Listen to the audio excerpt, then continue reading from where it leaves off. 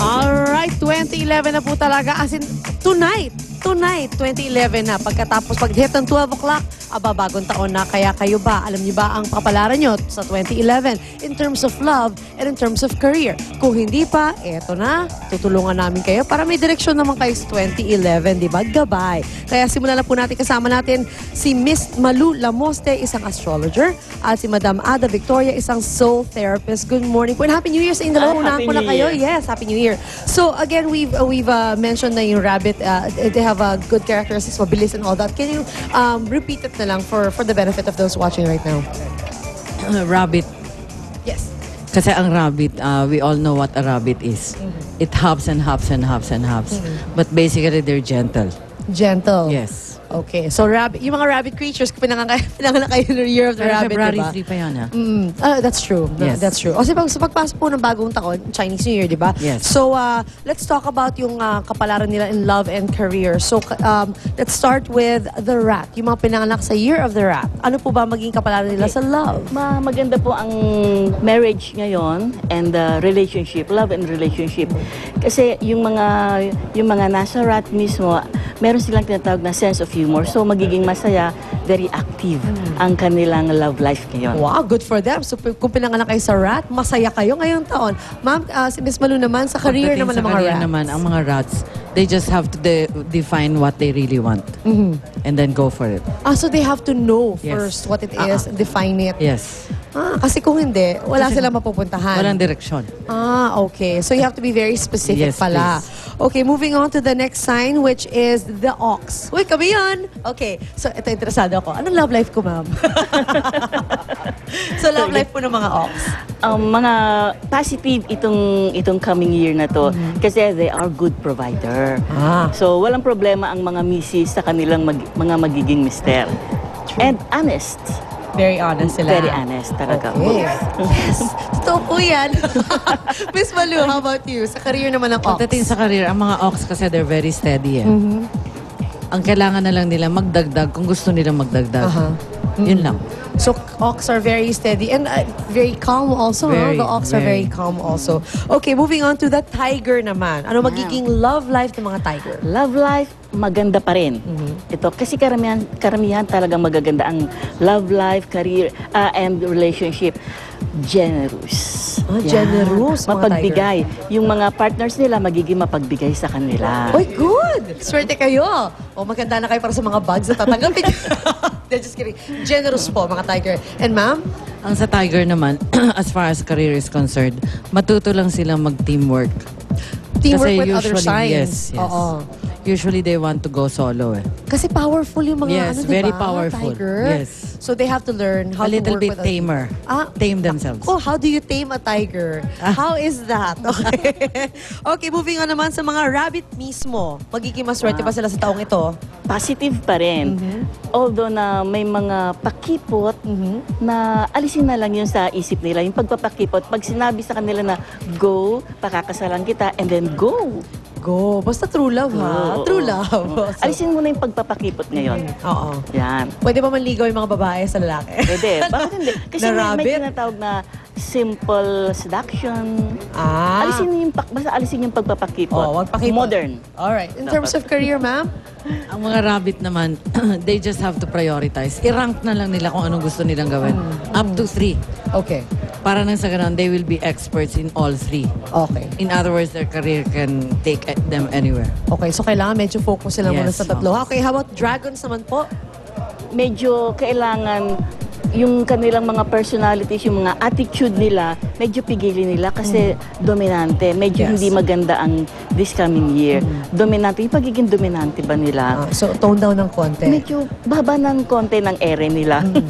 Okay. How about career, ma'am, ng dragons? Dragon naman, I just wish that they will finish what they start. Ooh! Para nang sa ganun, tumuloy-tuloy yung success nila. Kasi sometimes just stop and then go Yes. different way. And last but not the least, for the first 6 signs lang, huwag po kayo magpanic. Snake naman. Ang sa snake mismo, kailangan maging tapat sila sa mga partners nila. Kasi they are tinatawag ng mga seducers. So baka matempt sila ng mga under ng sign ng snake So, matempt mismo, kawawa naman yung mga partner nila. At kailangan naman maging tapat sila. Yan ang tinatawag ng mga seducers. Seducer, so dapat loyal kayo, mga snake. Maging loyal. How about Miss Malu, ang career ng mga snakes? To trust their gut feel. Kasi highly intuitive ang mga snakes. So trust their gut feel. Kung saan sila maligaya, then Doon sila. pursue the career. Even if it means changing Yes. a job. Okay. Ako maraming salamat, Miss Malu, Salamat Miss din. Madam Ada. Thank you very much. First 6 signs pa lang po yan sa Chinese Zodiac. Mamaya babalik po tayo. We will talk about the love and career ng next 6 signs. So kung hindi pa kayo kung hindi ko pa na-mention yung sign ninyo, don't worry. Mamaya, tutok lang kayo at babalik kami dyan. Samantala, lipat po tayo kay Suzy. Alright, maraming salamat, Lynn. At ngayon naman, syempre, alam niyo ba na 93% daw or 9 out of 10 Filipinos ay umaasa na magiging maganda ang 2011. Pero may iba dyan na syempre gusto nila maniguro ng husto. Kaya para dyan, meron mga isasuggest sa atin si Johnson Chua, isang feng shui expert. Good morning and welcome back. Hi, hello, good morning. Good morning. Happy New Year. Happy New Year! Oo nga naman. Ito, mga tanong, syempre, we're going to discuss the first 6 signs. Kung ano yung mga pwedeng gawin, personal na pwede nilang dalhin o ano para to make sure na or makatulong dun sa pagpasok ng swerte sa kanila. Yes, yeah, so bali we start with the first 6 signs, which is the first rat image, no? Para sa mga Year of the Rat. Okay, Year of the Rat. Yeah, para sa kanila, so far, kailangan meron silang attracting big money. Kasi kahit papano sa rat, there's also an auspicious star that they can grab money luck, no? Oh. And also an image of a dragon or the gusto ni fire Tony dragon. Gabi to. Yeah, that is para to protect them against sa mga arguments and also sa mga people na mga parang nangiipit. Mga ganung klase. Okay. Yeah. So ito, it's useful also. It's a keychain, di ba? Yeah, it's a keychain. So just use it. Yeah, just put your keys there, put di sa ba? bag or you can put it like sa keychain. Basta ang importante dito is you can bring it every day. Okay, okay. Yeah. This one also for And the this one rat. is a sekada para sa Year of the Rat. Kasi ang sekada, nakakatulong siya against sa mga backfighters, inggits. Mukhang yun ang issue ng rat this year, Yes, this coming year, no? Para issue meron ng mga rat. sa likod niya na pumupukol sa kanya. Yes. Alright. And then this one is the Ox. Ox, Yeah. okay. Ang ox naman po, so far, nakakategorize siya na medyo maganda po siya this coming year. that's nice. So, after 2 years of medyo hirap ang ox, okay, for this coming year is more opportunity. Okay. Kaya ang number 1 na keychain niya is ong. Ong is a meaning is a good fortune. Okay. Buenas, no? So kapag ito ginagamit niya, mabilis yung buena mano dumarating sa kanya. Alright, that's And the whom image, whom is a mantra, using para more on pang-harmonize siya sa paligid. Para mas more smooth sailing pumapasok sa kanya. Wala masyadong hindrance. Okay. Yeah. And ang pinaka-lucky charm niya is the Rui. Rui kasi para for mga business or career ng mga ox, no? Ito para to make them more powerful and successful. The Rui. Yeah. Ito naman cellphone charm ito eh, di ba? Yeah, Nilalagay you sa can- cellphone. Yes, Okay. pwede siyang cellphone charm or some other, they put it parang necklace, they make it as a pendant. Yeah, Alright. pwede rin po. This one is the This Tiger one is a tiger. Okay. Yeah. For mga Year of the Tiger naman, their lucky charm is the good income luck. Kasi ang tiger also is coming of malakas ang opportunity luck. nice. Basta na pagdating sa money. Okay. Kaya ang good income luck is para to help them to increase money luck and also to save that money, to accumulate that money. Ayun, ang mahalaga, ma-save yun. Yeah. And this one? And this one is a precious ring talisman. Originally, this Okay. can be open. Tapos pwede siya maglagay ng wish sa loob. This is para ma-overcome niya lahat ng obstacles na wishes pinagdaanan na niya. And yun yung mga wishes na niya na gusto niya ma-attain. Mga goal niya na gusto niya kagad makuha. At ang ganda, type ko, dahil uso ngayon ang animal print. Alam niyo Yeah. naman yan. Next we have, Next, we have is the image of a rabbit. ako yan! Ako yan! Yeah. Okay, pero para sa mga image of the rabbit, no, so far kasi this year is a Year of the Rabbit and para sa mga rabbit itself is also competitive. Yun yung mapapansin nilang negative this year. It's not totally malas. Okay. Pero para sa mga rabbit, we say na as much as possible, kailangan stay strong and patience. Okay?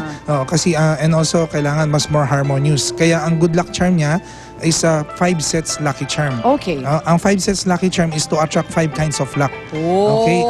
Meron siya for money, health, wealth, success, and harmony. Okay. Okay. Ito na, Dex. Yeah. Una na ako dito. Bahala ka na. Yan. And also, dun sa pinaka-lucky charm niya is a piyaw. Okay, Piyaw is a special creature as an appeaser. Kasi ang mga problem po natin this year is meron pong 4 na sign na medyo mahina, no? Which is the rat, rabbit, rooster, and horse. Okay. So the piyaw is needed para i-appease niya yung problem na yon, which is yung God of the year. Para hindi sila ma-harm at hindi sila mabibigyan ng mga problems or hindrance, mga ganong klase. Alright. Yun. And then now we have the dragon. Yeah, and here naman we have a dragon.